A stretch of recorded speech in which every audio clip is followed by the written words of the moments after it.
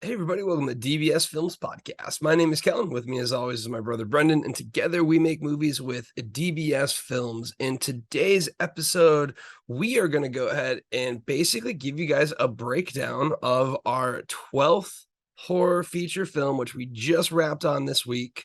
Right now, we're calling it Into the Forest 2.0 as a working title. But in these next two episodes, we basically want to give you a breakdown of, what it was like, what we learned, what we're expecting from it, and just give you guys the insights and the knowledge that come with making your 12th feature film.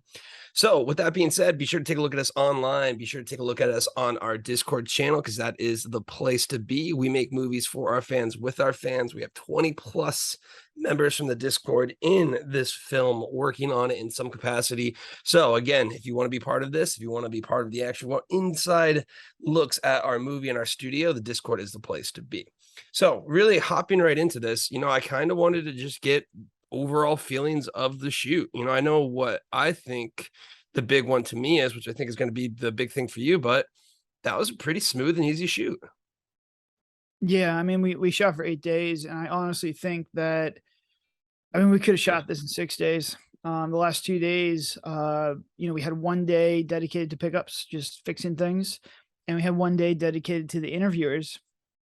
Um, and I think, like, the biggest struggle was we had, like, this outdoor location, and I had tried to, get an Airbnb for the cast and crew next to the location, and there was just, like, a discrepancy in how far away that Airbnb actually was. So we had to transport ourselves about 25, 30 minutes each way. And we did end up forgetting one piece of equipment once. So then that adds another hour to our time. So, I think if we had a location that was on a location or something that was closer, I think we could have been even more faster, done the movie faster. But it was smooth. I mean, we came in there, we knew what we wanted to do, we planned it really well, and we just kind of executed. And the actors were absolutely phenomenal. They were able to go through these long scenes without any kind of, breaks. We had a lot of oneers that were 2 to 3 minutes. I know Brent had a oneer that was about 4 minutes and 30 seconds. So we never had a problem with them forgetting lines or not being in the spots they were supposed to. They did an absolute phenomenal job just blocking, um, the scenes. And I honestly felt more pressure on this one just to as the camera guy doing the found footage stuff to make sure everyone's in focus, that I was blocking myself properly, that I was getting all these shots because, as you're going through a 3 or 4 minute oneer, you got to make sure your focus is on. You got to make sure you're hitting the right marks and hitting the right people. So we get to 3 minutes of that 4 minute oneer, and I'd be like, oh man, like this last minute, can we get it? Can we get it? So it was a lot of pressure, but, I mean, the cast when you have a cast in there that knows what they're gonna do, that has worked so hard in pre-production, the goal is to make production very easy. Like, I should not have to give a lot of direction, everyone should know where they need to go, and that allows me to just focus on blocking and just getting the most dynamic scenes we possibly can. That's what happened, and, this was by far our smoothest shoot to the point where I had no idea what to do with myself the last 2 days because we were so far ahead of schedule that, like, I wasn't doing anything. So, it was definitely a unique feeling. It's something that I wanna recapture, though, because there's a lot like, my stress level was much lower, and I think that allowed the actors to just really work on the performance as well. Yeah, I mean, I completely agree. It was super smooth shoot. Like you mentioned, the only one little hiccup there was kind of having about like a 25-minute gap in the distance from the actual shooting location to where we were kind of staying as like an Airbnb for everyone to just, relax and decompress and whatnot. And the issue for me then was, while I'm doing the onset editing, typically I can kind of walk out, see what's going on with the scene, walk back in, start editing. So there was kind of like a gap for me. However, really didn't pose that much of an issue because it's found footage. So, we've mentioned found footage before, but I feel like it's a good time to kind of highlight the pros and cons of it and how we saw it play out really when it came to the actual shooting. So we always say found footage. One of the biggest points, it's easy to edit because it's really drag and drop. For the most part, I was just kind of checking sound, making sure that things were good, making sure that we had a good cut, and then making sure that transitions were there. But really in cinematic, there's a lot that you can do and it really kind of bogs you down. So even though I wasn't necessarily on site, yeah, editing as much as I was in the past movies, was still able to basically get through the entire movie within that set time frame.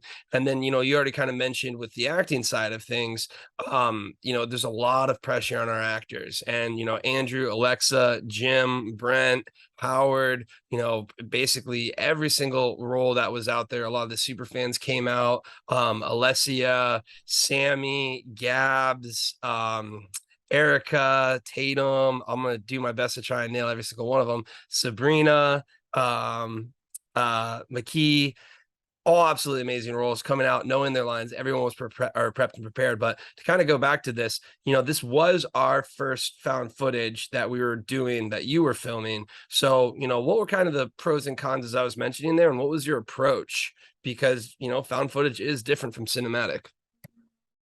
Yeah, I mean, I really liked it. I felt like I was more part of the production, because I was actively blocking with the actors. I was trying to figure out, where I wanted to shoot, how I wanted to do it, how I wanted to zoom in, sort of like office style to get reactions from people. But just like the actors had to, nail their oneers, I had to nail all my stuff, like all my steps too. And, when you have these actors who are giving these amazing performances, especially Jim, who had a lot of emotionally heavy scenes, man, I was so nervous. I was like, man, if this guy gives me a scene, I'm like out of focus, or I can't capture this, or I miss something. Um, there's only so many takes they can do at that emotional level. So it was kind of like an interesting thing for me. I had to kind of put myself up. A lot of movement. My body's a lot more sore than usual just because I was only on the shoulder rig the entire time. I was running around the woods because I was pretty much Steven and at some points Georgie in the movie. So it was on me to just run around as fast as I could. But that being said, it's just a lot more fun for me. Instead of having like a tripod or some of the other cinematic stuff, I love the shoulder rig. I think it adds a gritty element to it, but it's just like creativity. Like we go into it and we try and figure out where these actors were going to be, how are they going to move, what shots I wanted to highlight, who I wanted to highlight, were all kind of unique things for me. So it's really, you couldn't really create a shot list. It was more like, all right, let's see how, this plays out. Then I started to block them. Then we did a couple of rehearsals on like where I was going to be. And then we just started to run it. And they were just, I mean, they were so great that all the actors were so great at doing everything they needed to do that we had multiple oneers that were 3 to 4 minutes and we got it done. And when you can get those done, you can get them done quickly. Some of those are like 4 or 5% of your movie if you're making an hour and 20-minute movie. So to be able to knock out a 4-minute shot in 4 minutes is just, absolutely incredible. And we had multiple takes where that was the actual case. Yeah, I think it really ended up being a smooth production, just in the sense of, you would look at a scene and then when I drag it on the timeline, that's a 3-minute scene. So really something that I find that, it's really incredible when you are able to execute it. But let's talk real quick the downside of found footage, because I think one of the benefits that we have now is, you're so honed for the technical that the big death throw, I would say, of a found footage movie is you have an issue while you're filming. You have something technical, it's completely out of focus. There is a bad X or Y or Z happens, and you don't have another take. So I would say, let's quickly talk about the risk of it. And I think what we were able to do is, since you have so much experience filming, a lot of the big risk of found footage was mitigated. I think just, from the experience that you have. Yeah, I would really agree. I think that while I would push indie filmmakers to doing found footage, it could be a double-edged sword. If a mic drops off, we had a lav mic completely fall off an actor, and that is extremely difficult for me to tell because I have two-channel headphones and I'm picking up, the lav mics are so powerful, they pick up both actors. So it's really, really hard for me to tell if a lav falls off or if a lav has issues. So if you're doing, a 4-minute oneer and the lav falls off, it's hard for me to see that. It could be devastating because I was really only taking, I get like 2 good takes and then we do 2 more. In some scenes I only did 2 takes because they were 4 or 5 minute long scenes or they were just very emotionally intense scenes. So you have to be dialed in, like, your settings have to be right, your focus has to be right, your blocking has to be right. If something happens with the sound, if something happens with the picture, you don't have the ability to cut around it like you do in cinematic. In cinematic, I'll always just keep rolling the takes, even if there's something wrong or if I miss focus or there's something, my framing is not correct, right, I'll still do it because I can always cut around that. With this one, you don't have that opportunity, especially if you have a lot of actors moving around, hitting their marks. If they miss those marks, you just have to reset. You don't have any other option. So if you get it right and you're honed in on what you need to do, it could definitely save time. But yeah, the worst thing you could do is go back to the editing or, go into post production, just not have the material that you need because you just can't. There's no cut points. Like you literally have to use what you have. Um, so I think the experience plays a part, and I was always checking. I do the scene, I listen to it, and I watch it on the camera, and then I give the thumbs up, and we try another take. I'd be like, all right, this one's good. Let's move on. But yeah, if you don't have that experience, if you don't know what you're looking for, and that really just comes from editing. I know what sound problems I can fix, which is like rustling. I know what sound problems I cannot fix, which is a mic falling down through someone's shirt or through their, all the way through them. Very difficult to fix that. Focus issues are going to be a problem. But a lot of that stuff is just coming from an experience of editing, which is why we always say you have to edit your own footage because you can see these mistakes. You can make sure you know what you're doing. So when you're just hyper aware of these issues that are unfixable when you're on set, so you can just completely avoid them. Yeah, and I mean, that's always the big one, and again, that's why we highly recommend the big thing that you wanna go ahead and do is make sure you can have any kind of onset editor so you can kind of catch these problems, because, the last thing you wanna do is exactly what you mentioned. You're in post-production, you finally sit down, you take a look, and you simply cannot use the footage, and you have to basically force it together, and again, for found footage, that's never gonna come off as a smooth or clean look. So, with that being said, I kinda wanted to kinda go back to a few things that we were talking about in the episode before of, like, what we were expecting, and I think one of the big things that you were pushing forward, was really kind of the tone and the atmosphere of the movie, just kind of in how serious it was, what the look of it would be, because, you did mention that there's kind of a balance between the campiness of a horror movie versus the serious appeal that distributors are kind of looking for. So I wanted to get your opinions on, do you think that you're able to capture the grittiness of this movie and the way that you were looking for? Yeah, I definitely think so. The actors, when doing all the pre-production, we made it very clear. I wanted a gritty movie. I wanted a dark movie. All upbeats are kind of removed. Now there's some like small little banter and joking in there, especially between Andrew and Dylan, those characters. But that was just more the relationship level as opposed to like the lore level. I thought everyone was super serious. It was a very gritty, realistic movie. And the scenes that really needed to highlight the grittiness, the ones that I really wanted to have an impact, I mean, we did one of them. And I remember the first take, I was like, oh my goodness, like this is something that like is going to be absolutely brutal. So it'll be interesting to see the reaction that people have to this movie. It is not a happy movie at all. There's a lot of grief, a lot of characters. The Meredith character did a great job. Jim did a great job. There's just a lot of very unsettling things in this movie. But I mean, that was the point. We went from Shapeshifter, which was more lighthearted, 70s, 80s style, to full pendulum swing over to something that's super dark and gritty. I think there's maybe some meeting in the middle, but I'll tell you what, I'd much rather direct these kind of movies. I think they're just more engaging. They seem to be like more my style. I enjoyed this movie, directing this and working with the actors much better than I did in Shapeshifter. So I think, obviously depending on feedback, we want to work with people who like our movies, but I think this is just kind of my style. It's a more emotional movie. I think it's easier to get a performance when people are just coming from a place of just absolute despair and sadness. Um, so it's just that was just my feeling. But man, there were some scenes in there where I was just like, oh my goodness, like this thing was just absolutely ridiculous.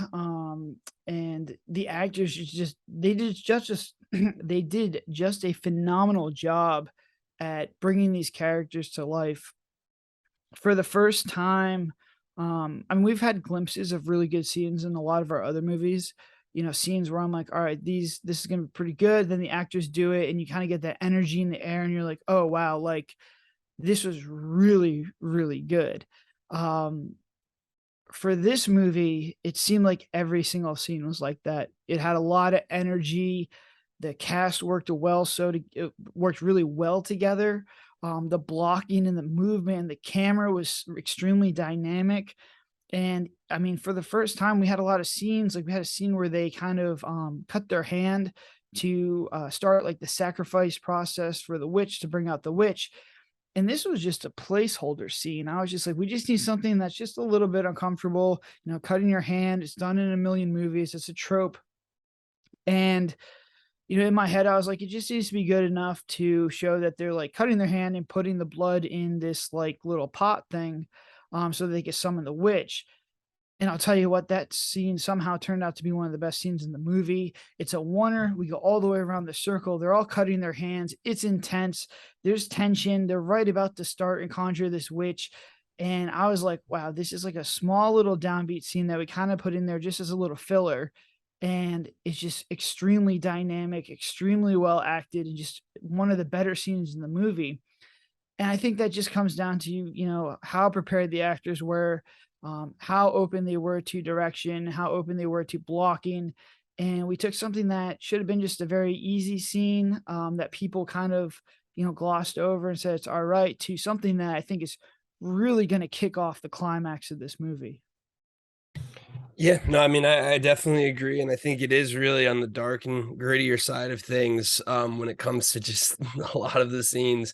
I mean, you really start to get going. I think, Jim did a fantastic job in kind of capturing Nelson as the growing danger in the movie, and then, even once you get to the beginning of the climax where the witch appears, there's just a lot of heavy, heavy moments in the sense where, this movie does have a lot of weight to it. I think the next thing I kind of want to talk about that we really noticed, and I think this is not, more so just the style or more so even that it's found footage, but just us improving as filmmakers. And it's something that I'm constantly going to stress, and I think we'll constantly stress too, is it's paced incredibly well. I mean, this is a very, very quick movie. You're basically hopping right into it with action. You're hopping right into it with a good intro. You go right from there to basically, they're at the location. Then next thing you know, there's another scare where they run into someone. Then they get back to the house, and then there's another scare. And I just think, we've really learned that you want to constantly make this thing move. And I think one of the big issues with found footage movies that I think at least I notice is found footage movies are usually very, very slow, and then they explode into one scene at the end. That's when like the things go bad. So usually it's a very slow explosion. And I think we took our elements of cinematic, and it's probably, just again, not having experience with filmmaking for a lot of other found footage developers, but to me, it's this nice, smooth, arc where just the scares are increasing, but they're only increasing due to, the gravity of the situation. But there's always some type of, heartbeat or pulse to push the story along really throughout the movie. So I think it's going to be paced incredibly well. I mean, just watching The Rough, it flies, and like you're always looking down, you're like, wow, we're like, X minutes in, and don't even think it, which is the best thing that you can have. Yeah, I think that this one, you can really see our improvement in learning from the pacing from the Shapeshifter. I think the Shapeshifter is a really well paced movie and moved very, very quickly. And we have that pacing here. If anything, it moves even faster. And then you can see parts of like the murder house in this and the downbeats. So, like, anytime we have a downbeat, the downbeats in this movie are usually just interviews, right? So it's like action, action, action. They find a local and they interview them. Action, action, action. Find a local, interview them, and then you bring on the Nelson character and he tells his story. Um, but how we get away with making these very interesting is like they're just really good stories, and the actors did an absolute phenomenal job. They're very heart wrenching, gut wrenching stories about loss or suffering, and they're just engaging. So I'm really excited to see the fan feedback on some of these, interviews that are 3, 4 minutes long, but they're just very, very dynamic. They're very well acted. And I think they tell the story of the lore going back to the first Into the Forest. The problem was people didn't know what was going on. And I think we really clarified it. We made it very, straight and narrow. And you're seeing the story told through multiple characters until you find the Nelson character who has experienced this firsthand. And I think that makes him even more engaging. And the way he portrayed that scene in the trailer where he's telling his story, I think really kind of thrusts this movie into the second act. You're like, well, this guy's really got something here. And he's the one that kind of pulls the crew down into the rabbit hole of, okay, yes, there's abductions, there's children missing, but the reason these children are missing is they're being taken by a witch. And I think that's a very powerful midpoint hook. And the way he pulled it off and the way we did it, I think was very clever. But it comes from just experience. I think you could see a lot of the stuff that we did before in this movie, but this one we kind of, took the next step and took, we made incremental progress on it. And as a whole, the whole movie's better. Yeah, it really does add such a huge overall benefit to the movie and the film itself. I think again, we're just kind of going into the big picture items here. Next episode, we'll hop into kind of just a day by day breakdown of how the shoot went. I would say, again, this was a weird one because usually we're up against that time crunch. I mean, in Murder House and in Shapeshifter, we had the time crunch on us, but we always managed it. It's like, okay, we have to do this, we have to do this, we have to do this. And this one, I feel like we were kind of walking around like, what's going to go wrong? What's going to happen? What's going to be the issue? And I think it comes down to the best thing you can do is plan for nothing wrong to happen and give yourself enough time to have to fix whatever happens that's wrong. Basically giving yourself that more time. I think this was one of the first sets where really we didn't have much go wrong. Like I said, maybe there was like a slight delay here or there just with like an item or anything, but typically when it comes to just, and by go wrong I mean, usually we can have some times we're filming and it just takes a lot longer for us to get a shot or whatnot. I would say we did have some slight difficulty during a climax scene of kind of just blocking it a bit, but again, it came out perfectly right, and it wasn't really even that much time. But this was an odd shoot to me because we were almost kind of looking at each other and we're like, don't say anything, don't say how smooth this is going because you're going to jinx it, obviously. But I think it's, as a filmmaker, you have to plan for everything to go wrong, and I feel like this was the case where pretty much everything went right. So do you want to kind of talk about how you have to plan for these things and how it was kind of a little bit of a weird thing to have this time and to not be like, okay, if we move this here or if we do this, and then the end of the night for Murder House, we stayed up all night, we got as much film as we possibly could, and we left. The end of the Shapeshifter, we were filming until the sunrise, and then we basically left. This was the first time we actually had a wrap party where we were able to be done with the movie, have enough time to just kind of decompress and everything, and go on from there. So I think it's more so with us being better as filmmakers, ideally we'll keep running into this, but I think, you always have to warn any filmmakers out there, always plan for something to go wrong because it will, especially if you've never done this before, because things are going to take way longer than you can ever expect. Yeah, I mean, I hope this is the new normal. I really do. I think it was a combination. We got lucky. And I think it's a combination of we understand how to do things now. And we've pretty much dealt with almost all the problems that you possibly can.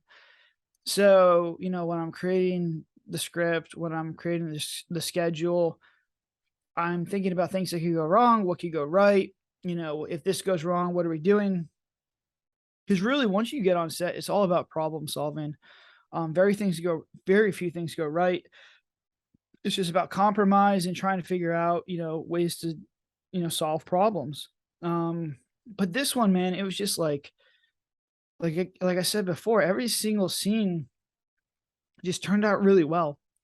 And it was a simple script. It was simple in like the woods and everything we did before. We did sort of like the seance scene that we pulled from Murder House. We've used torches before. a lot of the stuff we've done before, but really it was like everything was really, really smooth. And then we went and I looked at the footage, like expecting like usually there's a couple scenes where like things won't like work and we'll have to reshoot it. And there's just really only one scene that we needed a small little pickup for, which is also like very unusual. So I'm hoping this is the new normal because obviously my stress level, especially towards the end of this shoot, was much lower than usual because we weren't fighting against time. Um, and we just it's just that's hopefully the new normal. I'm really excited. I hope it's a turning stone because everything was so smooth. We had one actor drop out, and once again, just problem solving. I texted Kelly, I said, "Can we get someone else in there?" And he got someone else in there like immediately. And then really the only other stressful thing is when your computer broke, when it like froze, and we're like, "Oh, should we pull out all the hard drives or what should we do with this?" And then the last night we had like a small little scene, little downbeat scene that should have taken like 20 minutes. And there's like all these kids like yelling around us. And then because we had like nothing charged, the D block on the camera died, so we had to charge that. Then the D block on the light died, we had to charge that. And then people were like driving these loud cars around, and we were just making jokes. I was like, "This is the final shot. Should have taken 20 minutes. It took about 2 hours just because all this crazy stuff was going on." And I even made the joke. I was like, "Watch this. Once I turn this camera off, everything's gonna go quiet." And immediately, right when I clicked it, everyone just shut up. But that's just filmmaking. The minute you turn that camera on, all of a sudden planes are just going to be like, this is our flight path. People are just going to decide to start chopping down trees. Everyone's like, hey, I got this new car. I'm just going to go drive it up and down the road. So you have to always keep that in consideration. Hence why we really like shooting out in the woods, just because it's more quiet. But even this location, there's trucks driving up and down that road, even for the interview scenes with the Discord people to find a location that wasn't being blasted by these trucks that looked urban or it looked kind of cool was almost impossible. So, I'm hoping this is the new normal, but like these things that I'm complaining about now were super small in the grand scheme of things. And, we did have that wrap party at the end. It was great. We were never really rushed in there. And so, I really hope this is the standard moving forward because I think the low amount of stress allowed the actors to really give a good performance. Yeah, I completely agree. I really do think it was one of those things where, the slight issues that we had and like the one VHS scene took us like forever to do. And then we just finally figured out, oh, we don't actually need it. So there was just a bunch of little things that like those are so textbook filmmaking, but they only actually happen to some of the later scenes. But I think it was something, that I kind of want to touch on that you just mentioned. A lot of these scenes, whether it's cinematic or whether it's, was a past found footage thing that we had experience doing them before. So I think, really what it added up was the experience in doing them before. And then the other thing I want to talk about is, I think we understand now our scheduling. I think the scheduling now is really iron tight in the sense of, that Tuesday, Wednesday, Thursday, we got on set Monday. Tuesday was our intro, which is huge. Wednesday was a big climax, and Thursday was a big climax. So coming into that Friday and Saturday, we basically were just picking off the scraps. And I think that's such an inverse of what we started off doing, where we would kind of save the climax to the ends, or we would push them back.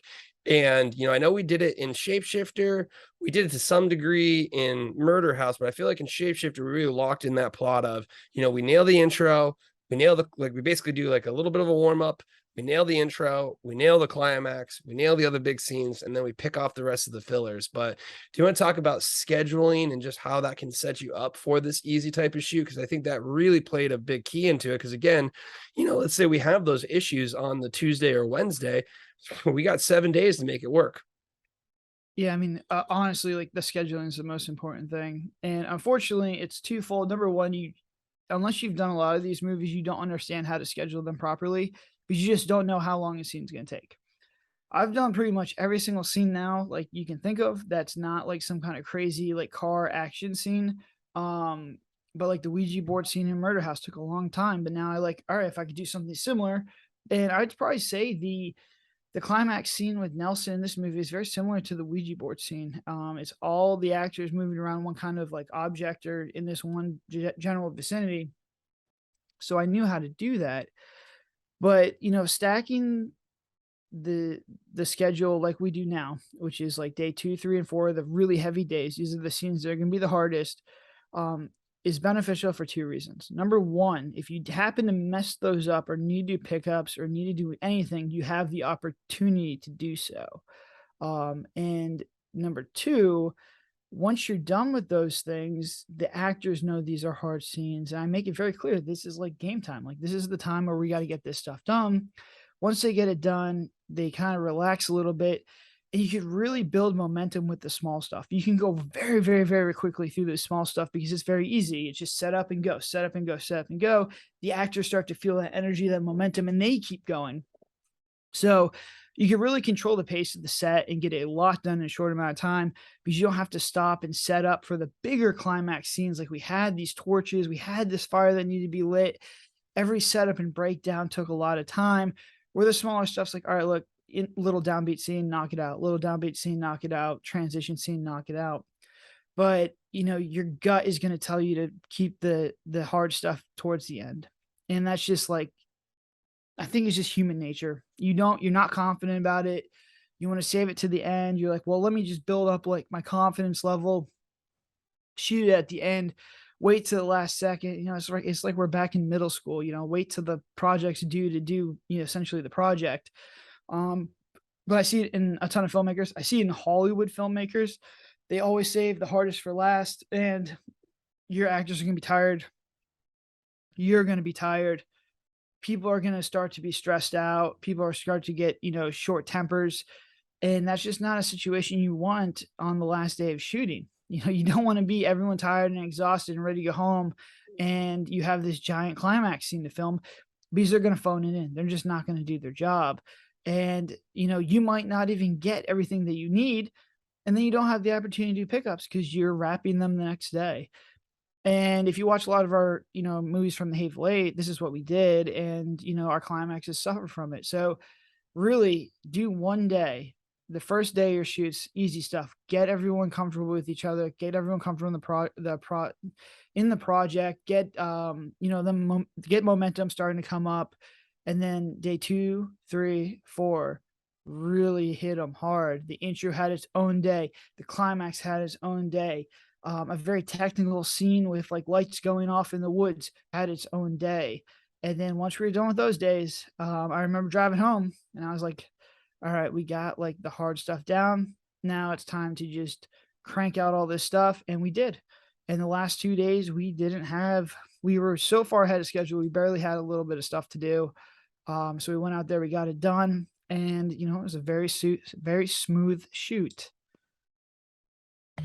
Yeah, I mean, scheduling really plays a lot into it. And again, you got through the major hump and then you're good to go. So with that, I kind of wanted to, wrap up. I think one of the other big things that came about this one, to me, this was the first movie that we had that really was flexing the power of the Discord, and the power of the DBS community. Again, we're going to have over 20 people working on this in some degree. A lot of them are coming out and actors. Our intro girl, our intro mom played a massive role in the intro. We had Alessia stepped up massive, as you were mentioning, where we had someone unfortunately drop and they said, yes, I'll be there within like a 24-hour notice. And they absolutely killed that role. We have our interviewers. Tatum did a fantastic job on the makeup. We had Howard, as always, doing a great job. And I think, to me, what's nice with that is having people who were very, very motivated about the project and were about it. And again, not to say, I think honestly, I would say we even lucked out with the main characters too, because again, they were very, very committed to the roles. And it's just something I think as a filmmaker, you have to understand it's going to be different for you than it is for anyone who is an actor. Not every actor is going to treat this like the passion project or the baby that is yours. This could just be something for them to go and get done. And I think this set, we really lucked out with the entire team that we had. But I think we're also going to get more consistent with the Discord because, again, they're already passionate about it. They're already, for this. They're really thankful. They're basically like, tell me what you need to do. Like, we're like, hey, if you could fall down, that would be great. And they're like, I can fall down as many times as I want. So it's really something where it's great to see how having passion on the set can really help the movie. And I think, I'd have to say this was probably our most passionate set. Not that again, the other sets were less passionate or anything like that, but it's a role for people. It's not the entire thing. Whereas I feel like we had an incredible amount of buy-in, an incredible amount of commitment, not only from the DBS Discord, but also just from our main actors as well too. And I think that just really goes a long way in making the movie special. Yeah, and it's really what I look for. And I really tried to hone in on actors who are just really passionate.